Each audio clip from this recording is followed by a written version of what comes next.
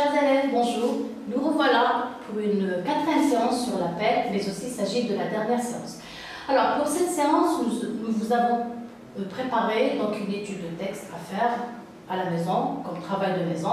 Bien entendu, il s'agit d'un texte exhortatif. Alors, suivez avec moi. Avant de découvrir et de commencer cette étude de texte, vous avez ici quelques conseils pratiques qui pourront bien vous être utiles pour aborder et étudier un texte exhortatif. Donc, avant de commencer et de plonger dans l'étude de votre texte, il faudra d'abord penser à observer et à faire attention aux éléments du paratexte. Alors, je vous rappelle que le paratexte, c'est quoi? C'est l'ensemble des éléments qui accompagnent un texte, à savoir le titre, le sous-titre. Parfois, il peut y avoir un chapeau, il y a aussi la source et le nom de l'auteur.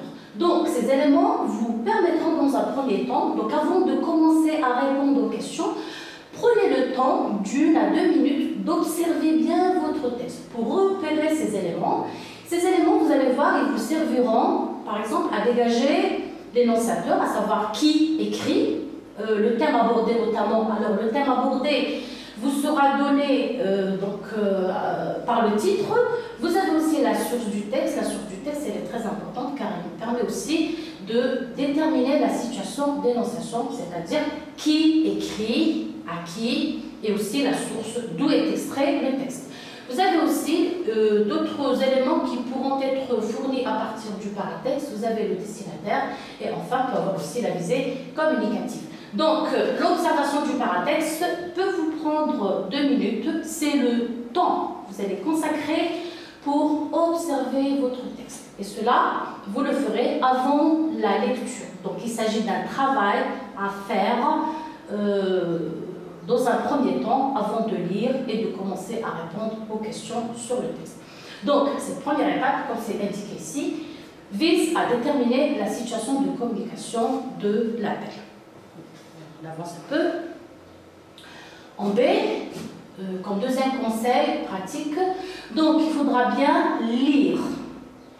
Ce que j'entends par lecture, une lecture attentive. Donc, lire attentivement le texte, crayon à la main, afin d'identifier les 3 parties de l'appel. Donc, vous avez déjà des connaissances concernant la structure de l'appel. Donc, c'est des connaissances que vous avez étudiées et vues donc, dans les séances précédentes. On a vu, pour rappel, dans un appel, il y a 3 parties. Il y a la partie explicative, la partie argumentative et la partie exhortative. Ces parties, bien entendu, on les retrouve donc, selon les paragraphes. Par exemple, pour la première partie, on la retrouve dans le premier ou dans les 2 premiers paragraphes. Donc, puis, dans les paragraphes qui suivent, vous avez la partie argumentative et la dernière, à savoir la partie exhortative, on la trouve très souvent dans les derniers paragraphes du texte. Donc, au fur et à mesure que vous lisez, donc, pensez donc, à repérer, d'accord, crayon à la main, ces 3 parties. Vous allez voir, cela va vous permettre de bien comprendre pour mieux répondre, et bien entendu, pour bien répondre aux questions. C, vous avez le repérage du champ lexical dominant qui est en relation avec le thème considéré ou le thème traité. D, une fois que vous avez fait ce travail préliminaire, donc à savoir l'observation du paratexte, le repérage des 3 parties principales de l'appel, vous avez, et le thème aussi, donc après avoir repéré le thème traité, en D, il y a lieu de faire très attention aux outils linguistiques investis dans l'appel. Alors, ces outils, on les a vus dans les séances précédentes. Par exemple, pour la situation d'énonciation, pour savoir qui parle, qui lance l'appel, vous avez l'ensemble des pronoms personnels et adjectifs possessifs en relation avec le scripteur ou aussi avec le destinataire de l'appel. Vous avez aussi dans l'appel les verbes performatifs tels que appeler, demander, exhorter, inviter, etc. Nous avons également les verbes de modalité comme outils investis. Alors, les verbes de modalité, on les a déjà vus. Il s'agit donc du verbe devoir, falloir et pouvoir. Et vous avez aussi l'expression de la conséquence. On a dit qu'on retrouve dans la partie exhortative Lorsque l'auteur donc arrive à cette partie, donc il s'exprime en disant c'est pourquoi, c'est la raison pour laquelle. Donc l'expression de la conséquence aussi, elle vous permet aussi de vous repérer par rapport aux parties, donc elle est très importante. À cela s'ajoute l'expression du but. L'expression du but sert à quoi? En fait, ça sert à exprimer l'objectif global de l'appel. Et pour finir, vous avez les modes de conjugaison.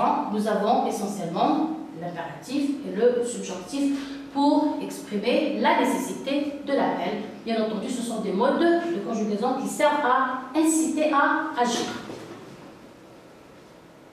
Chers élèves, voici le texte en question. Donc, avant de penser donc à répondre directement aux questions de compréhension de l'écrit, donc, comme on l'a dit, dans les conseils pratiques, dans le premier conseil pratique notamment, on a dit qu'il faut bien tenir compte du paratexte. Alors, observez bien ce texte. Donc, le questionnaire, il est là. Regardez. Mais est-ce que je commence directement à répondre aux questions de compréhension? Donc, on a dit non. Il faut d'abord prendre le temps d'observer bien son texte et de repérer les éléments du paratexte. Alors ici, qu'est-ce qu'on a comme élément du paratexte? Alors, comme vous le voyez, ce texte est sans titre. Donc, on n'a pas de titre qui pourrait nous guider, par exemple, nous renseigner sur le thème. Mais, nous avons bien un chapeau. Alors, comme vous le voyez, le chapeau est écrit en italique. C'est ça, le chapeau, vous voyez bien, il est écrit en italique. Donc, il faut bien lire votre chapeau. Pourquoi? Parce qu'il pourra vous aider à trouver qui est l'énonciateur. Et je vous rappelle que cette question, même s'il n'est pas posée dans les questions de compréhension de l'écrit, elle pourra bien vous être utile pour le compte-rendu critique. Parce que dans le compte-rendu, dans la première partie, la phrase, pas la phrase, dans le paragraphe d'introduction, vous devrez bien présenter votre texte et quand vous allez le présenter, vous devrez dire qui écrit. Donc là, il s'agit donc d'un message d'Irina Bokova. C'est qui Irina Bokova? Donc c'est la directrice générale de l'UNESCO. À l'occasion de la Journée mondiale de la nature sur le thème « Écoutez la voix des jeunes ».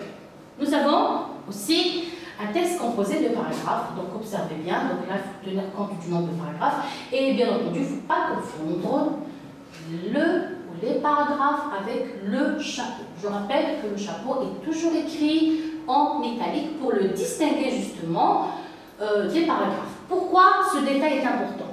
Parce que parfois, dans les questions de compréhension de l'écrit, on pose la question aux élèves ou aux candidats au bac, on leur dit cherchez par exemple dans le deuxième paragraphe un mot relatif, un thème, un champ lexical, ou deux mots. Et très souvent, les élèves ou les candidats au bac, lorsqu'ils confondent le chapeau avec les paragraphes, ils se trompent de numéro de paragraphe. Et là, exemple, lorsqu'on leur dit chercher dans le deuxième paragraphe, ils peuvent chercher dans le premier parce que ils auraient confondu le paragraphe avec le chapeau. Donc, tenez bien compte de cette distinction. Donc, cette distinction, donc, elle est donnée par l'écriture en italique. Ce texte est composé de combien de paragraphes? Donc, vous avez 1, 2, 3, 4. Donc, nous avons un appel composé de 4 paragraphes. Il est aussi composé d'un chapeau. Nous avons également une source. Dans la source, vous avez aussi également le nom de l'auteur. Donc, il s'agit, on retrouve donc le nom de l'auteur qu'on a déjà donné dans le chapeau, sauf dans le chapeau, on a donné son statut. Elle écrit en tant que qui? Elle écrit en tant que directrice générale de l'UNESCO. Donc, il s'agit d'Irina Bokova, UNESCO, Centre du patrimoine mondial, Nations Unies, vendredi, et on vous a aussi donné la date 3 mars 2017. Donc, ces indications sont très très importantes, on l'a dit, elles vous permettent donc de déterminer ou d'identifier la situation de communication de votre appel. Vous avez aussi, avec moi, l'explication de quelques mots. Donc là, vous avez l'explication du mot folle, la folle, qui est l'ensemble de l'espèce animale. Emblématique qui signifie connu, symbolique. Vous avez aussi l'explication du mot biosphère. Qu'est-ce que la biosphère? Donc la biosphère, c'est l'ensemble des organismes vivants sur l'ensemble de la planète. Et enfin, un monde plus résilient, qui signifie un monde plus résistant. Très bien. À présent, nous allons découvrir le questionnaire qui accompagne le texte. Alors, comme vous le voyez ici, vous avez le barème qui est donné. Donc, c'est un barème sur 12 ou 13 points, puisqu'il est destiné aux élèves donc des filières lettres et langues ou lettrés philo. Alors, on va découvrir les questions. Donc, la première question dit, l'auteur du texte dresse un constat négatif d'une situation. De quelle situation s'agit-il? La question, elle est précise, donc elle est claire. Vous devrez dire de quelle situation s'agit-il. Juste pour rappel, le constat, où est-ce qu'on le trouve, dans quelle partie. Donc là, il faudra faire appel à vos connaissances sur la structure de l'appel. 2. Les sites du patrimoine mondial naturel n'ont pas été épargnés par ces crimes. Ce passage veut dire n'ont pas été protégés, n'ont pas été détruits, n'ont pas été pollués, n'ont pas été sauvegardés, recopiés là où les bonnes réponses. Juste une précision ici, donc il s'agit d'un choix à faire. Donc la réponse, donc soit il s'agit d'une réponse, vous allez recopier, cocher là, ou il peut y avoir aussi une autre réponse en plus. 3. La situation impose un nouvel engagement collectif. Qui est concerné par cet engagement collectif? Retrouvez la phrase qui justifie cet argument. Donc ici, voilà pour les 3 premières questions. À présent, on passe à la 4e. L'auteur plaide pour la sauvegarde de la faune sauvage. Relevez dans le 3e paragraphe 2 mots de sens équivalent que la sauvegarde. Alors ici, juste une ou 2 petites précisions.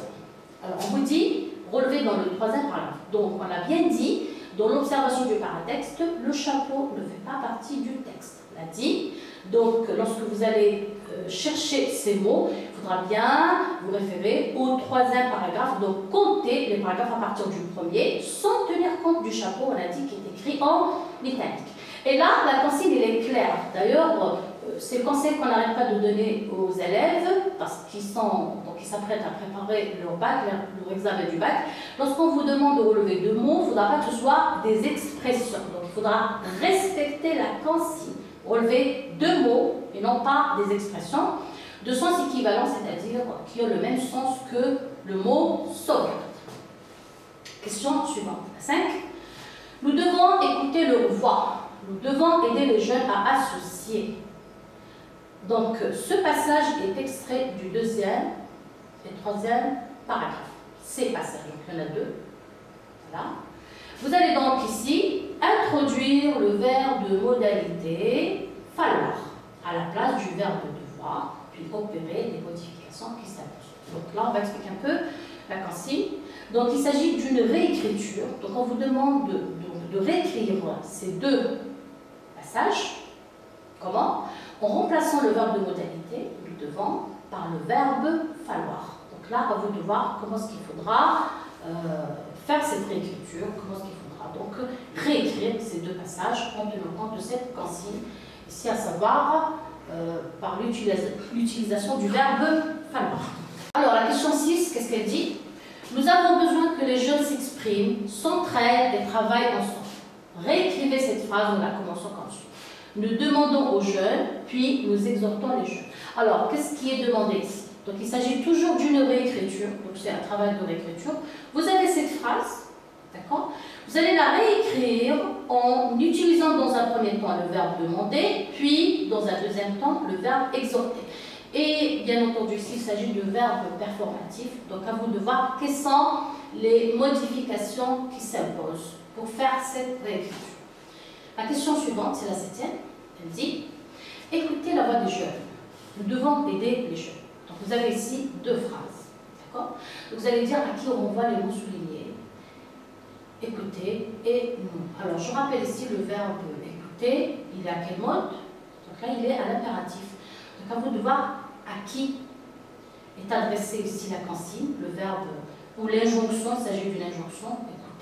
Donc, qui est concerné par cette injonction, donc trouvez le destinataire en fait, et puis vous avez dans nous devant trouver qui est concerné par ce mot, à qui renvoie nous, donc quelle est la valeur de ce pronom personnel. Question suivante, elle dit, quel est l'objectif principal ciblé par cet appel? Donc là, On l'a déjà vu dans les sources précédentes, on a dit dans un appel, il y a toujours un objectif global. Pourquoi on lance l'appel? Dans quel but? Donc à vous de trouver dans le texte, chercher dans le texte, donc l'idée qui renseigne sur l'objectif principal, l'objectif global de cet appel. Ensuite, on finit avec la dernière question, c'est la question de synthèse. Donc je rappelle que cette question, elle est très souvent notée sur 9, d'accord, dans les sujets type bac. Donc dans cette question de synthèse, vous avez, on va découvrir donc son contenu, qu'est-ce qu'elle dit. Les jeunes femmes et les jeunes hommes sont les décideurs du changement maintenant et les gardiens de notre planète à l'avenir. En 2 ou 3 lignes, dites ce que vous comprenez par cette phrase. Donc là, il a lieu donc, de vous exprimer. C'est un peu une question aussi de réflexion, d'accord? Donc dire ce que l'auteur veut dire par cette affirmation, mais attention, ici, il n'y a pas lieu de faire de paraphrase, c'est-à-dire, il ne faudra pas dire ou réexprimer un peu cette même phrase avec d'autres mots, donc en faisant juste des petites modifications, des petits changements. Il faudra vraiment chercher l'idée, d'accord, le sens caché. Alors, à présent, on passe à la deuxième partie, donc il s'agit de la production de l'écrit. Alors, comme vous le voyez, donc, le sujet de rédaction est noté sur 7 points pour les filières lettres, pour la filière lettres et philo, sur 8 points pour les lettres et langues. Bien entendu, vous avez 2 sujets au choix. Et donc, ces 2 sujets, donc, un porte sur le compte-rendu critique pour les lettres et langues. Pour la filière lettres et philo, donc il s'agit du compte rendu objectif. Donc là, nous allons découvrir ce sujet à travers une situation d'intégration. Suivez avec nous. Que dit le sujet? Donc là, c'est l'intitulé du sujet. Quelques-uns de vos camarades de classe n'ont pas eu l'occasion de lire le texte support. Aussi, votre professeur de français vous charge-t-il de leur en faire un compte rendu objectif ou bien critique sur les filières pour les informer de son contenu. Rédigez ce compte rendu que vous leur adresserez par mail. Bien entendu, on vous précise toujours dans quelle situation de communication vous serez appelé à rédiger le compte rendu ici. Donc il s'agit d'un message adressé à vos camarades par mail. Donc pour rédiger ce compte rendu, donc tenez compte des orientations pratiques présentées ou données lors des séances précédentes enregistrées, à savoir la situation de communication et les critères d'écriture. C'est-à-dire, si vous avez des difficultés pour faire ce travail de rédaction, revenez à la 3e séance, là où on a découvert tous les critères d'écriture et de réussite pour rédiger et réussir sa production de compte rendu objectif ou bien critique. Alors, voici le deuxième sujet. Donc, il s'agit du sujet de production libre. Alors, l'intitulé, on le découvre tout de suite. Vous êtes président ou présidente d'une association de jeunes en charge de la protection de l'environnement. Et vous êtes sollicité par un journal afin de lancer un appel à la jeunesse de votre wilaya, invité à participer à une journée de nettoyage des endroits très fréquentés en été. Exemple, plage, montagne, oasis, endroits touristiques. Donc, la consigne, qu'est-ce qu'elle dit? Donc, rédigez cet appel d'une 30aine de lignes dans lequel vous appliquerez les orientations pratiques présentées dans les cours précédemment enregistrés. Donc, juste pour rappel, avant de vous lancer dans la rédaction de votre sujet, tenez compte de cette situation d'intégration qui détermine la situation de communication. Donc, vous intervenez en tant que qui? Donc là, c'est bien précisé. Vous allez rédiger cet appel en tant que président ou présidente d'une association de jeunes en charge de la protection de l'environnement. Et vous allez adresser cet appel à qui? Donc là aussi, c'est précisé dans ce sujet. C'est un appel adressé à la jeunesse de votre wilaya qui est invité à participer à une journée de nettoyage des endroits très fréquentés. Donc là, le thème aussi, il est précisé. C'est un thème qui porte sur la préservation ou la sauvegarde de certains sites naturels tels que les plages, les montagnes, oasis, etc. Par cette séance, on arrive à la fin de notre projet pédagogique. Donc, on achève ainsi l'objet d'étude de l'appel. Donc, il s'agit donc de Madame Haddadou, donc professeur de français au lycée Fatma Souna, donc de la wilaya de Tizi Ouzou. Il ne me reste qu'à vous souhaiter bon courage et merci.